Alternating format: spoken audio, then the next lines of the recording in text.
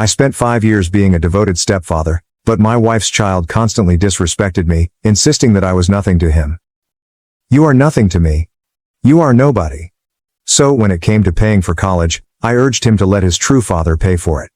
I never expected to share my tale, but I needed to get it off my chest. My name is Robert, and I'm 45 years old. I operate a highly successful elite wine bar in town that I constructed entirely from scratch and am really proud of. That pub introduced me to someone 5 years ago, or so I thought at the time. Melissa was a bookkeeper I recruited to assist with the financial aspects of my firm. She was intelligent, efficient, and exuded a subtle elegance that captivated me. She was more than just adept at her profession. She had a lovely personality. Something that made spending late nights reviewing financial reports a little less tiresome. At first, we kept it professional. She was new to the team, and I didn't want to overstep. But as the weeks progressed, I found myself staying in her office a little bit longer, making excuses to check on her work, just to be near her. Finally, I made the first move. "Let me take you to dinner," I said one evening after we had done studying the books. She hesitated briefly before smiling. "Are you asking as my boss or as a man?" "As a man." That supper led to another and another. And before I knew it, we were discussing our future together. Everything looked amazing. Melissa was attentive. Her kid, Ethan, was nice and courteous. And I felt as if I had finally discovered the family I'd always desired. We got married after 1 year of dating, and Melissa and Ethan moved into my house. At first, things went smoothly. I basically jumped right into being the greatest stepfather I could be. I accompanied Ethan to sporting events, assisted him with school tasks, and ensured he had all he required. I paid for family vacations, bought him all of the latest sneakers he desired, and did everything I could to provide him with the life I hoped I had when I was younger. He would see his father from time to time. To be honest, knowing what I did in the past did not make me feel completely at ease. According to what I knew, Kevin had virtually burned down their old flat several times while drunk. This is why he lost custody in the first place. But Melissa urged that Ethan retain that connection. "He's still his father," she would remark when I expressed my concerns. "Ethan needs to know his dad still cares about him. I saw him at a school event once, and he didn't appear sober. There was something about the way he swayed while standing still. His eyes were unable to focus. But I kept my mouth quiet. After all, who am I to interfere? I was only the stepfather, correct?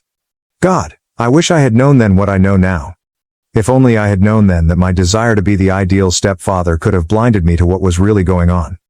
But hindsight is 20/20, right? And the real crisis hadn't even started, not even close.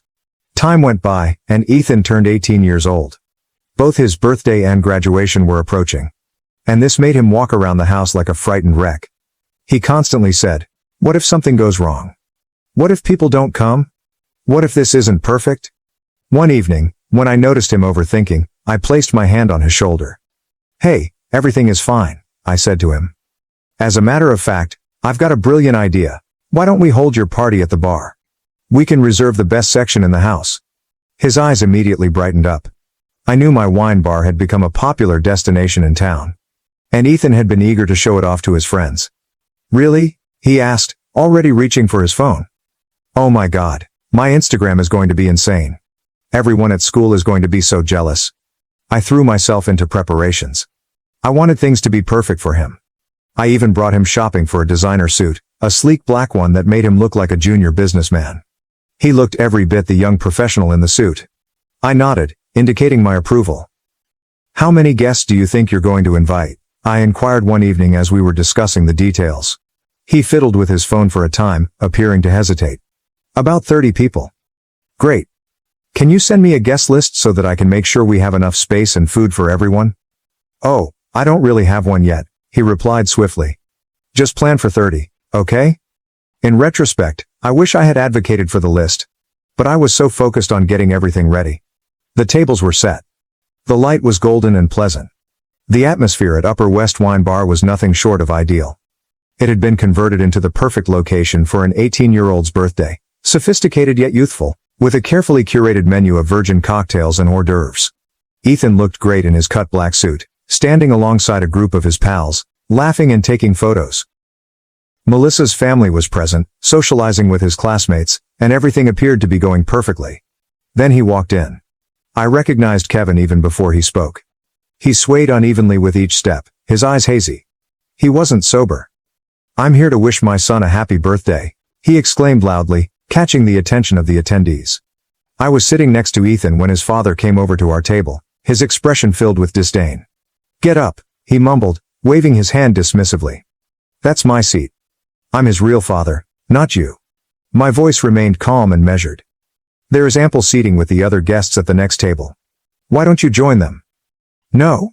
This time, his voice was sharper, nearly growling. This is my place. You need to leave. My place. Who do you think you are? I expected Melissa to interfere. To do something? Anything? To calm the situation. But she sat there, pale, staring down at her hands, as if they contained the solutions to all her problems. I took a deep breath and braced myself. It was Ethan's night. I wasn't going to let it get fully wrecked when I could avoid it. Let me be crystal clear, I continued, my gaze fixed on Kevin's. You have two options. Take a seat at the next table with the other guests, or have security escort you out. His face contorted in rage. Oh, listen to you, Mr. Moneybags, throwing his weight around. He spat, swaying slightly as he leaned on the table's edge for support. You think you can buy everything, don't you? Buy my son? Buy my family's love? Other guests began to stare. I could see some of my regulars at surrounding tables, pretending to seem uninterested but plainly paying attention to every word. My workers lurked around the room's boundaries, waiting for my cue. You just waltz in here with your fancy bar, your big house. Kevin spat again, his voice rising with each sentence. Think you can replace me just because you've got money? Well, guess what? You can't buy family. And before anyone could react, he reached out and threw a dish of charcuterie to the floor. The crash of glass broke the sudden dead silence of the bar. And then, another, and another. Fine cheeses and cured meats were strewn across the pricey marble flooring. A bottle of imported sparkling water tipped over and spilled upon the beautiful wood of the bar. I got my security team's attention and gave them a modest nod. They moved in smoothly and professionally, just as they had been trained. Sir, it's time for you to leave, the head of security stated forcefully, seizing Kevin's arm. I watched them walk him out. His inebriated complaints turned into slurred, unintelligible cries that bounced off the walls before the front door swung shut behind him. Silence. The guest's murmur resumed gradually, however. I rose and smiled brightly like my owner. Really sorry about this, ladies and gentlemen. Please, let the evening go on. Drinks are on the house. It didn't bother the regulars. They were used to it. After a few minutes, they returned to their chats. But at our table, Ethan's friends and relatives sat down. The whispers were incessant. I could see them cast glances toward Ethan, Melissa, and me.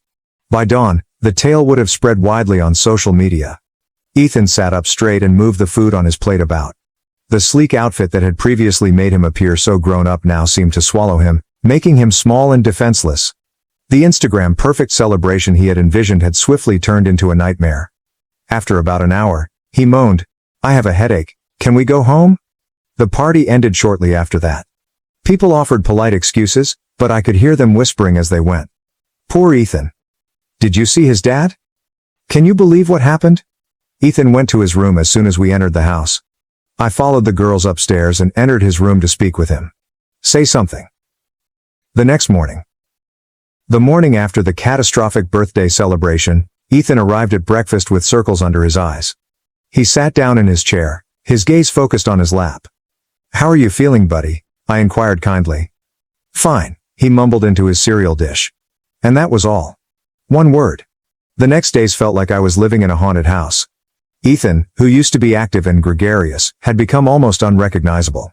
Every time I entered a room where he was conversing with Melissa, he would go silent, as if someone had pressed the mute button. One evening, after Ethan had gone to bed, I attempted to discuss it with Melissa. Don't you think we should do something? Maybe get him to talk to someone? She waved her hand dismissively. He's fine. He's just processing what happened. Give him space. But it wasn't okay. None of this was okay. Despite the stress in our household, we all went to Ethan's graduation ceremony. Melissa and I sat in the crowd, and when his name was called, I applauded so hard that my hands hurt. He looked terrific in his cap and gown. And for a minute, as he looked our way and smiled, I thought, maybe things were finally improving. Of course, we had a party later at our house. I knew I needed to do everything correctly. His favorites were all present. Truffle fries. Steak sliders. He would regularly take small crab cakes from the rear of the kitchen at the bar. Even the absurd 3-tiered chocolate cake, which should have taken at least a week to perfect. His classmates arrived, and for a time, the house was filled with laughing and exciting conversation about college plans and summer getaways. For a few hours, everything seemed almost normal again. Ethan smiled. Talking. He looks like his old self. I began to relax. I wondered if we'd turned a corner. Then his phone rang. Ethan stepped out into the hallway to answer it, and when he returned a few minutes later, there was something strange about his expression. A peaceful resolution. He approached me directly, for the first time in days, with any degree of willingness. My dad is coming over, he added. He wants to congratulate me on graduating. My stomach sank. Absolutely not, I responded without hesitation. The memories of his birthday calamity are still too clear. Ethan, think about what happened at your birthday. He showed up drunk. Caused a scene. Destroyed property. That was your fault, Ethan interrupted me, his voice rising. None of that would have happened if you had just moved and let him sit down. He's my real dad. You should have just stepped aside. I stood there, feeling as if I'd been punched in the stomach. All the time. After several days of stillness? Was this what he had been thinking? Was I the one to blame? I turned urgently to Melissa. I was hoping, for once, that she would say something. Simply step up. Be the mother that Ethan needed. I said, please, Melissa. Tell him how inappropriate his father's behavior was at the birthday party. But she sat there, looking at her hands, as if they held the mysteries of the cosmos. The same quiet. Same cowardice. The same thing I saw in the wine bar that night. Something inside of me cracked. 5 years of being the ideal stepfather. 5 years of treading on eggshells. 5 years of making excuses for everyone else's actions. 5 years of enduring frustration, and everything started gushing out. Listen to me, Ethan, I replied clearly and firmly. That was my wine bar. I set that whole party up for you. I got you that damn designer suit you wanted. I did absolutely everything to make that night perfect. And your dad? He arrived drunk. Publicly shamed you. And now has property damages.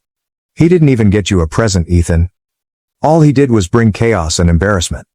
In an instant, Ethan's expression changed from angry to furious. No. Ethan's face changed from angry to furious in an instant. Oh my God, here we go again, he exclaimed, throwing up his hands. It's all about the money with you, isn't it? I paid for this, I bought that? You think because you have money, you can control everything. He turned to face his classmates, who were standing awkwardly in the living room, clearly wishing they were somewhere else. My real dad will be here soon, he remarked with a sour laugh. It'll be nice to finally have a normal person here instead of this. He motioned toward me as if I were some filth he had stepped on. Your father is not coming into this house, I attempted to explain, adjusting my voice to counteract the rising rage and hurt within me. That was when Ethan completely lost it. His face turned red, and he started ranting at me in front of the entire crowd. You're not my dad, he yelled. You're nothing to me, you're nobody. Who do you think you are to tell me what to do? Keep your nose out of my life, you're just some guy my mom married for his money. The room fell completely silent. I could see his friends fidgeting uncomfortably, some checking their phones, some staring at the ceiling. Ethan went back to them, his voice venomous. Let's get out of here. I don't want to celebrate in his house anyway. He underlined his as if it were filthy. His friends hurriedly filed out, without making eye contact with me. The front door slammed so hard that the windows trembled. I stood there. Alone. In my own apartment. Surrounded by discarded food and strewn dishes. Hit by a simulated truck. This had to be it. It needed to be enough. Melissa would eventually, at last, say something? Would she defend me after this? Mel? Melissa cleared her throat. She spoke coldly, detached. You had no right to throw the house and money in his face like that, she told him bluntly. You didn't need to remind him this is your house, that your money pays for everything. That was low. I stared at her. I saw her for the first time. You've got to be kidding me right now. Where were you when your ex was hurling plates across my wine bar? Where were you just now, when your son stood up in front of his entire graduating class and started screaming insults at me? Melissa simply shook her head. As if I were the insane one. You're the adult here, she retorted. You should know better than to get into an argument with a teenager. I gave out a sour laugh. And you should know better than to bury your head in the sand like a coward, I said. But that's what you do, isn't it? You just sit there silently while your ex-husband and your son treat me like garbage. Well, guess what? I'm done being everyone's punching bag. Melissa's expression darkened. She didn't say anything. She turned and began walking upstairs. A few minutes later, I heard the slam of the guest room door. The next morning breakfast seemed like a funeral. Melissa sat across from me, pushing scrambled eggs aimlessly around her plate while avoiding eye contact. I was just about to rise and leave the table when Ethan burst into the kitchen. Still dressed for last night's graduation celebration. I detected his beer breath somewhere between his door and the table. I looked sideways at Melissa, waiting for something. Anything. Her teenage son reeked of alcohol. Coming home at 9 a.m. However, as was often the case, she said nothing. She only stared at her plate. Where have you been all night? I inquired neutrally. Ethan turned to face me, his bloodshot eyes filled with hate. None of your business, he scoffed. You're not my dad. You're not anyone. Just some empty space taking up room in this house. Then he turned and staggered upstairs to bed. Melissa just sat there. Once again, there was silence. By this point, I was beginning to believe that silence was some kind of superpower she possessed. The week that followed was like trying to live in a house haunted by the poltergeist from hell. Ethan would not speak to me directly. Instead, he would speak about me as if I were not present. Dad, he'd tell Melissa, pointing to me as if I were a piece of furniture. Can you ask your husband to pass the salt? Or he'd walk into a room and tell his mother, this guy is in my way. And then simply stand there, waiting for me to move. I said nothing. I kept watching. 5 years. I'd wasted 5 years trying to be the ideal stepfather. Now, I was out. Let them show their true colors. And boy, was I prepared for a show and tell. Sunday. Melissa and I sat down for another silent dinner. Then Ethan burst into the dining room, waving an envelope around as if he'd won the lottery. Dad, I got in, he exclaimed, almost jumping up and down. NYU accepted me. I got into my dream school. I saw him run up to Melissa and hug her tightly. They were both grinning ear to ear. Ethan then turned to her and, with a sneer that I will never forget, said, tell your husband he needs to pay for my tuition. Something inside me has just snapped. I smiled, but it was not a warm, pleasant smile. A chilly and sharp one. I won't be paying for your college education, I stated emphatically. You've made it very clear that I'm not your father. I'm nobody, remember? Well, guess what? This nobody's wallet is closed. Why don't you ask your real dad to pay for college? Ethan's cheeks became an awful shade of red. You vindictive piece of... He began shivering, tears welling in his eyes. But I didn't feel anything. You're doing this to punish me. You're just evil. I stood there, strangely calm as he screamed insults at me. It was like witnessing a hurricane from a window. I could see the turmoil, but it couldn't affect me anymore. Mom! Ethan exclaimed to Melissa. Make him pay, he has to pay. Melissa cleared her throat, adopting the patronizing tone I had come to despise. Come on, honey, quit joking around, she told me. You know you need to pay for Ethan's education. I pulled back my chair and stood up. I've made myself perfectly clear.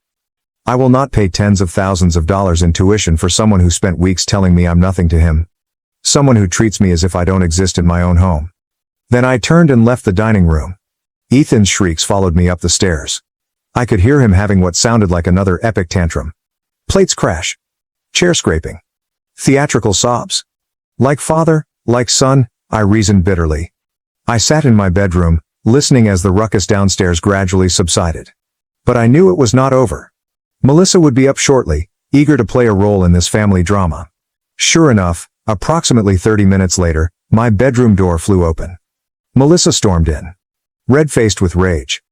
I'm sick of it, she exclaimed at me. Sick of you and your games? You need to grow up and pay for Ethan's education. I glanced at her calmly from where I sat on the bed. No. You and your ex can figure out how to pay for NYU. I'm sure between the two of you, you can work something out. Melissa's jaw constricted. She began pacing the room, like a caged animal. You're being completely selfish. He's just a teenager, for God's sake. You're the adult here, you need to be the bigger person, I observed her, remembering. She had used the same reasoning each time. Be the bigger person, Robert. Let it go, Robert. He's just a kid, Robert. Constantly making excuses? They were always smiling, nodding, and opening my wallet while treating me like dirt. I took a big breath and gently exhaled. A teenager who's old enough to know better, I remarked gently. An adolescent has made it abundantly apparent how he thinks about me. Why should I invest in his future when he has only shown me contempt? Melissa paused her pacing and gently turned toward me. Her expression was frigid. Fine then. Let me make this simple for you. Either you pay for Ethan's education, or I'm filing for divorce. She obviously expected me to cave, break down, cry, or beg her not to leave. To pay immediately. That is what the better man would do, correct? I shrugged. Okay. Get divorced. Her expression was almost comical. Her mouth opened and closed several times, but no words emerged. Apparently, she did not expect me to call her bluff. I'll call my lawyer first thing in the morning, I stated with a stern voice. Until then, you and Ethan can start finding yourselves a new place to live. Melissa said nothing. She just stood there, staring at me, almost for the first time. Finally, without another word, she turned and walked out, silently closing the door behind her.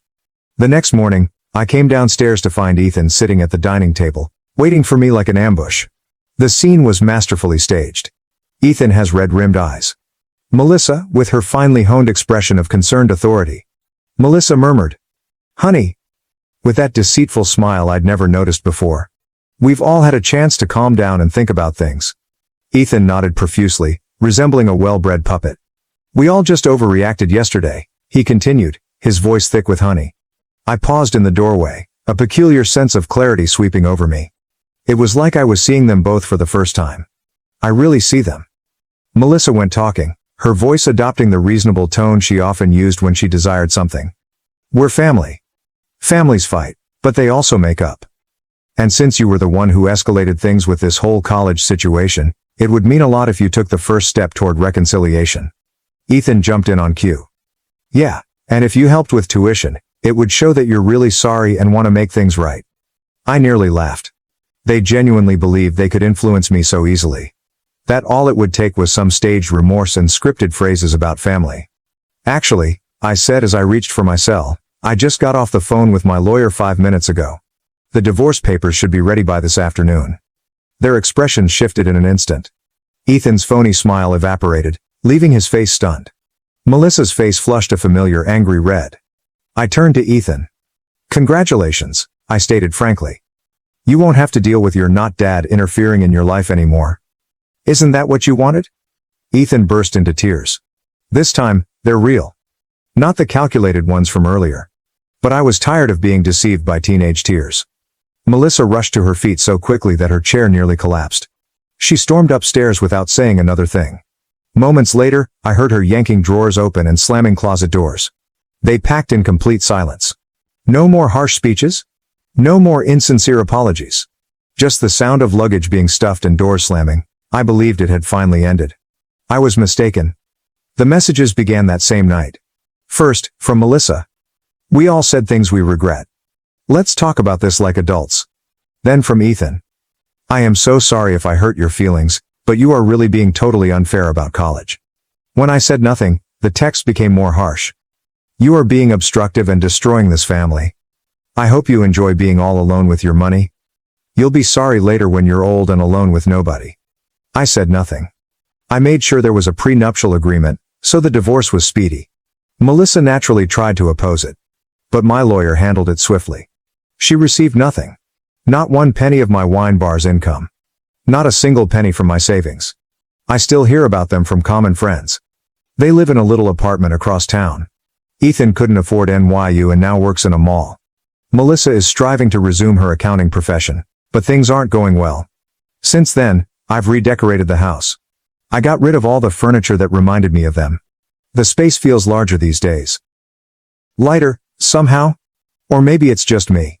Finally liberated from the burden of attempting to purchase affection from those who were only interested in selling. Thank you for watching. If you haven't subscribed yet, please do so and hit the notification bell to stay updated with more shocking real-life stories happening around you.